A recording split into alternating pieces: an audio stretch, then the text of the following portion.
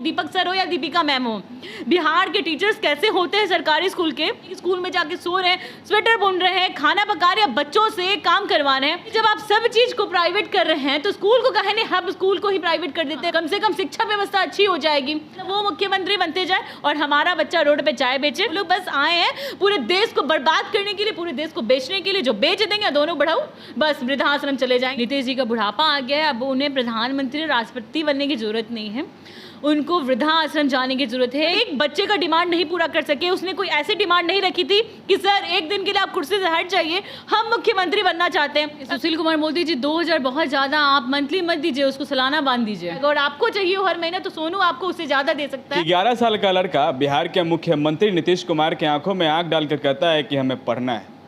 ये बिहार सरकार का सारा जो सिस्टम है, जो सरकारी स्कूल में का व्यवस्था है, पढ़ाई क्या होता है सरकारी स्कूल में, वो छोटा सा बच्चा बिहार के मुख्यमंत्री से आंखों में आंख डालकर सारी पोल उनकी शराबबंदी से लेकर स्कूल की पढ़ाई तक का खोल दिया।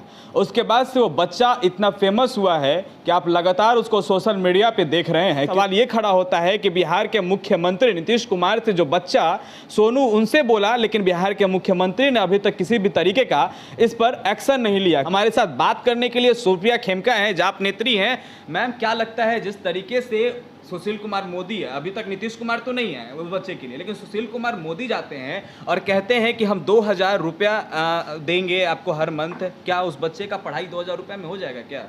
नहीं, सुशील कुमार मोदी जी 2000 बहुत ज़्यादा, आप मंथली मत दीजिए, उसको सालाना बांध दीजिए।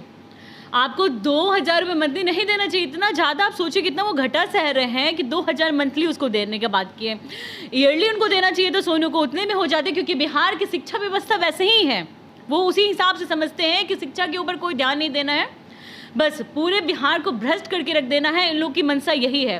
और उससे भी बड़ी शर्म की बात तो ये है कि जिस बच्चे ने आंखों में आंखें डाल के नीतीश कुमार जी से कहा था कि सर मैं पढ़ना चाहता हूँ, आपकी सरकारी स्कूल की व्यवस्था अच्छी नहीं है, नीतीश जी ने उस बच्चे की एक ना सुनी और आंखें चुरा ली। उस बच्चे ने आंखें तो जरूर मिलाई, लेकिन नीतीश जी ने आंखें चुराकर अभी तक नीतीश जी की तरफ से उस बच्चे की कोई मदद नहीं की गई है, उसके स्कूल की कोई व्यवस्था को अच्छी नहीं की गई है। जो टीचर है वो तो आप देख रहे हैं, वो दीपक सर हो या दीपिका मैम हो, बिहार के टीचर्स कैसे होते हैं सरकारी स्कूल के, ये तो आप लोग बहुत अच्छे से जानते हैं। अभी तक तो कोई बच्चा पोल नहीं खोला था, लेकिन एक बच्चा दीपक सर का जो पोल खोला है उससे पता चलता है कि बिहार का शिक्षा व्यवस्था या जो भी शिक्षक होंगे पूर्व में वो कैसे होंगे या क्या क्या पढ़ा रहे हैं। किसी बच्चे ने तो नहीं खोला था, लेकिन मीडिया भाई हमारे जो हैं उन्होंने कई बार दिखा चुका है कि बिहार का शिक्षा व्यवस्था कैसे है, बिहार के शिक्षक कैसे हैं और बिहार में विद्यालय कैसे हैं। जब मैं एक बात पूछना चाहूँगी नीतीश कुमार जी से और मोदी जी आपसे भी, कि जब आप सब चीज़ को प्राइवेट कर रहे हैं तो स्कूल को कहे नहीं, हम स्कूल को ही प्राइवेट कर देते हैं, बैंक कर रहे हैं, रेलवे कर रहे हैं, हर कुछ करे जा रहे हैं आप, तो बच्चे के स्कूल को भी कर दीजिए ना, कम से कम शिक्षा व्यवस्था अच्छी हो जाएगी। हर कुछ प्राइवेट करना है तो स्कूल को भी प्राइवेट कर दीजिए, व्यवस्था अच्छे दीजिए, टीचर्स अच्छे दीजिए। जिस दिन वो लोग प्राइवेट कर देंगे ना, तो जिस दिन अपना हो जाएगा ना सारा उन लोग का, तो शायद शिक्षक भी दीपक सर और दीपिका मैम या फिर तमाम जितने टीचर्स हैं जो आप देखते हैं कि स्कूल में जाके सो रहे हैं, स्वेटर बुन रहे हैं, खाना पका रहे हैं, बच्चों से काम करवा रहे हैं, वैसी व्यवस्था तो शायद नहीं होगी। हमारा भविष्य जो है, हमारे बच्चे वो अंधकार में तो नहीं जाएंगे। तो इसलिए मैं बोलना चाहूँगी कि नीतीश कुमार जी जो मतलब एक बच्चे का डिमांड नहीं पूरा कर सके, उसने कोई ऐसी डिमांड नहीं रखी थी कि सर एक दिन के लिए आप कुर्सी से हट जाइए, हम मुख्यमंत्री बनना चाहते हैं। अगर ऐसी कोई डिमांड होती और नीतीश कुमार जी जैसे मुख्यमंत्री बन के भी मुँह चोर वाला काम कर रहे हैं, तो हम सब समझ जाते हैं कि हाँ नीतीश कुमार जी कैसे बना देंगे उसको एक दिन के लिए मुख्यमंत्री। लेकिन उस बच्चे ने अपने लिए शिक्षा मांगी थी, इसके अलावा उसने कुछ नहीं मांगी थी, और उसने नीतीश कुमार जी ने उस बच्चे को शिक्षा भी नहीं दे सके।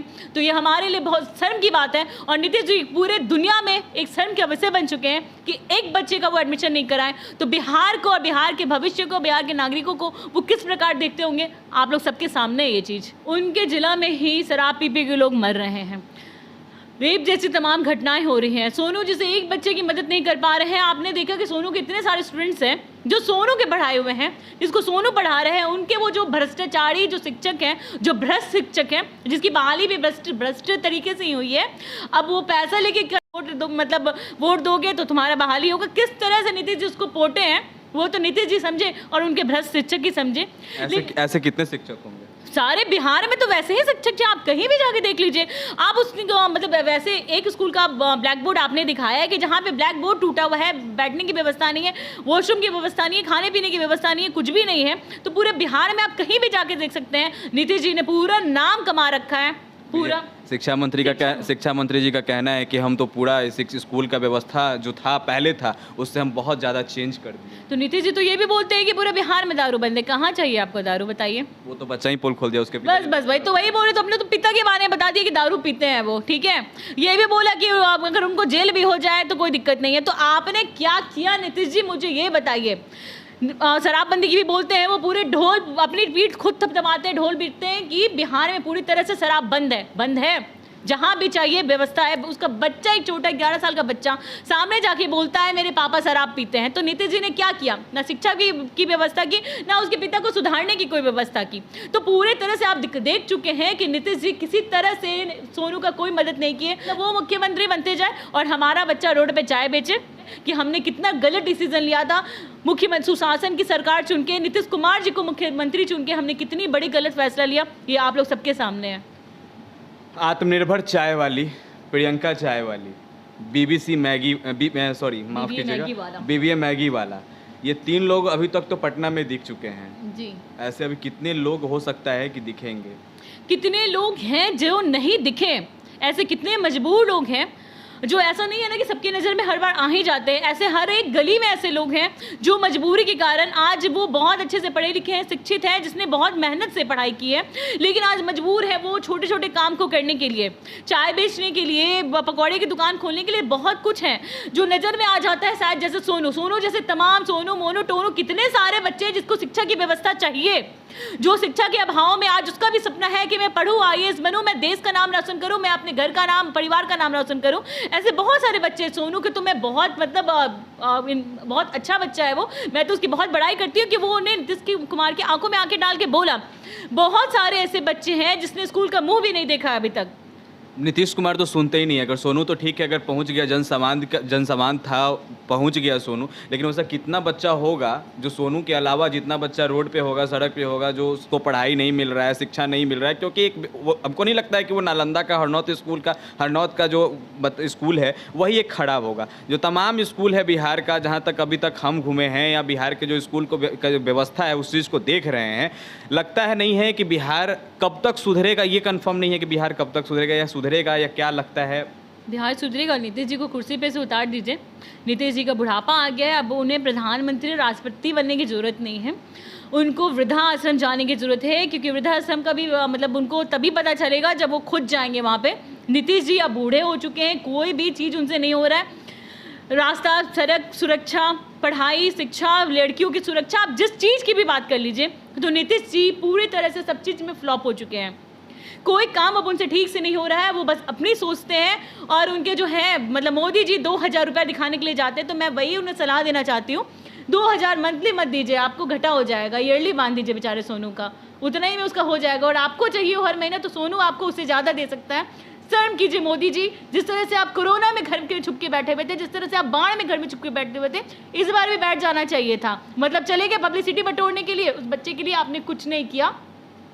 मतलब पूरा शर्मसार करके पूरा ये नीतीश कुमार और उनके मंत्रियों ने पूरा भ्रष्टाचार को सामने ला के रख दिया है, और तब भी उन्हें शर्म नहीं है। कहीं से कोई व्यवस्था को ठीक नहीं की जा रही है। क्या लगता है कि देश के प्रधानमंत्री जो है नरेंद्र मोदी, उनके पास ये वीडियो गया होगा क्या?